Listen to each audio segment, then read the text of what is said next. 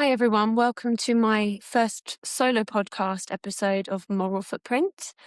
I'm Jenny Miles. I'm a behavioral scientist, an independent business consultant, and I'm increasingly doing more research around the topic of how can we move beyond business as usual, how we can transform business from financial value creation to something that actually benefits everyone, and how can it become something that is no longer separate from the world that we inhabit. And I'm fresh off the back of just launching a new research installation at the old stock exchange in Athens as part of the World Beautiful Business Forum. So I'll talk about that in a moment, but I thought I'd share some thoughts around my experience in Athens. It was the first time I've been in a room with many people who all understand what's at stake in terms of how business interacts with the broader world that it inhabits, and that it's also dependent on, whether that's the workers, the resources. So it was just really affirming to be in a room of people who feel the same way and who also know that another version of doing business is possible. It's worth sharing a bit about what Dr. Bayo Akamalafe spoke about in his closing talk. He wanted to resist putting a bow on it, this feeling of completion, his idea that modernity is this constant thesis of completion, of trying to know the world more. When we think about the atomic bomb, that was the splitting of the atom, of being able to manipulate at the smallest level the reality that we're part of. But he also talked about the falsehood of the word about. When we talk about something, we're talking as if we're on the outside of it, as if we're looking at it and observing it. Whether we're talking about business or anything in life, we are talking as though we're separate from it when we're not. And I want to share a personal reflection because at the old stock exchange in Athens, I had actually set up my first physical research installation, the Business Anonymous booth. The goal of it was to get people to share anonymously what's the change that the business world needs that we don't talk about. Even just reflecting on the wording, business world, that implies the business world is separate from the world. I've had a quick look at what some of the participants said and what they shared. And one of the phrases that struck me was this idea of interdependence literacy. Something else that came to mind that really talks to this greater separation of business from that of which it's embedded is energy blindness. Of course, you'll know it if you have listened to Nate Hagen's podcast, The Great Simplification, and seen some of his work. It's the idea of business operating as if it's in a vacuum, as if it isn't materially dependent on the systems that it inhabits. So I'm really excited to share the findings of that research installation with you. But I also was on stage at the Ministry of Regeneration. I wanted to share the narrative with you in the hopes that it will be useful to other people who perhaps have felt that same cognitive dissonance of being inside business and yet knowing innately that things could be so different. So I'll share that with you now. So 7 years ago, I was working for one of the biggest tech companies in the world when from my desk, I could hear chants and commotion and a crowd forming outside. I peer 3 floors down and I see youth climate activists. There's a few of them that have mounted the revolving office entrance, and they have a banner up protesting at my employer's funding of significant sums to climate denying organizations. And I didn't know it exactly at the time, but on the other side of the office were mums engaging in what's called a feed-in, where they're nursing their children outside my employer in protest at the impact of its activities on future generations. So, of course, I turned to my colleagues, and this isn't your typical day at the office. None of us really know what to say. We sort of look at each other, and no one's really saying, what does it mean to be on the inside of this institution, to be within such a powerful entity? And yet, at the same time, I think a lot of us felt quite powerless, like the decisions that were being critiqued, we never had a say in. We weren't used to being consulted, to being able to give that dialogue with people who are more senior than us.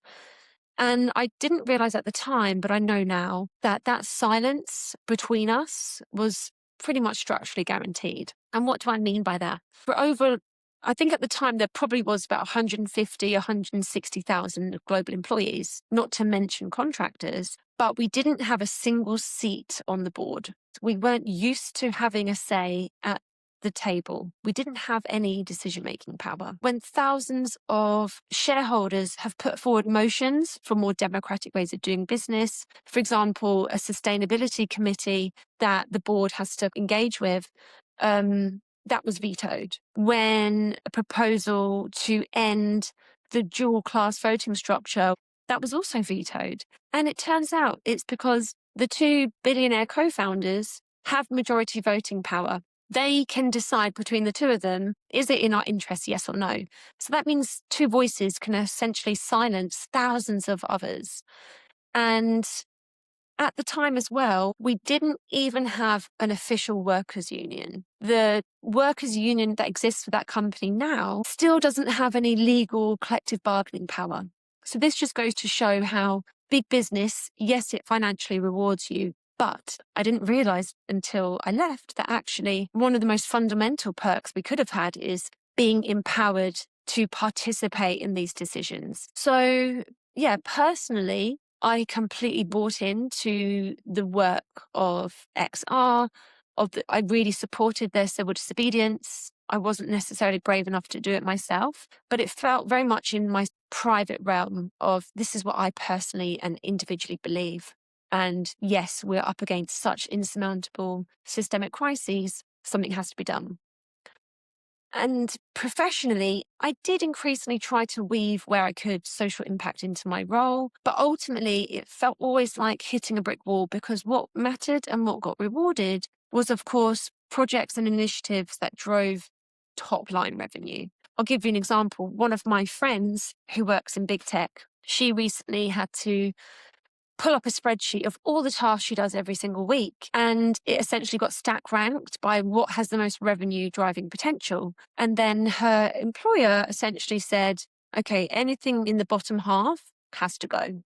Everything in the bottom half of that list, it was the stuff that gave her job meaning. It was the tasks that added that human value, which of course is now being completely removed because of relentless focus on efficiency, on optimization.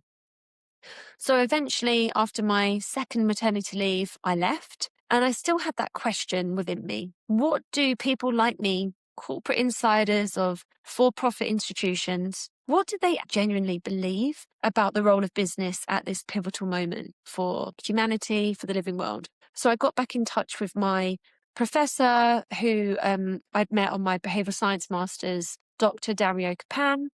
And through collaborating with him and also Dr. Fred Basso, we started to design a study to answer exactly that question. We surveyed more than 400 business managers of for-profit companies in the UK.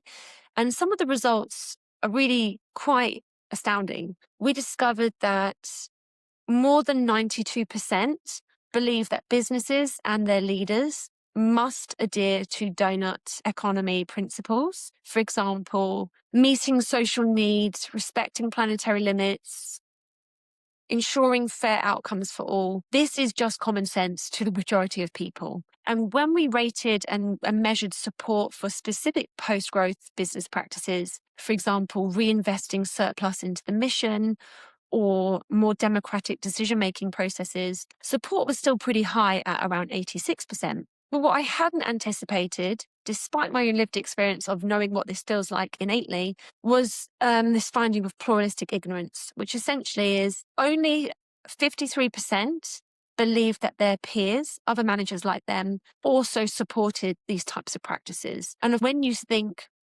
moving beyond profit and prioritizing ecological and social needs, when you believe that's divisive, of course, you're not going to speak up because, you're going to assume there's conflict. And that silence preserves the status quo. And of course, that silence is coming at a time when there's more at stake than ever due to accelerating investment in materially very hungry AI infrastructure. And the same big tech giants that had made bold climate commitments maybe about a decade ago, they're now ripping those up because what matters to them is winning the AI race. For example, many big tech companies are all investing heavily in natural gas, which is fossil fuel powered plants. I don't know about you, but I think we can all agree this type of locking in of fossil fuel infrastructure is not in any means the word regenerative. It is extractive, and it is going to lock in future emissions that we cannot afford to have. So we all know that, but how do we get from knowing better to doing better? And I want to share my thoughts around the Donut Design for Business tool, which of course is from Kate Rayworth's Donut Economics Action Lab. And one of the key design choices that you can make for your business is purpose. What is the company actually for? And when I think about a company's legal purpose, what comes to mind for me is Jennifer Hinton's 5 post-growth business dimensions and her foundational choice, which she believes determines everything else downstream, is a company's relationship to profit. For example, is your company legally structured to drive profit as its primary purpose?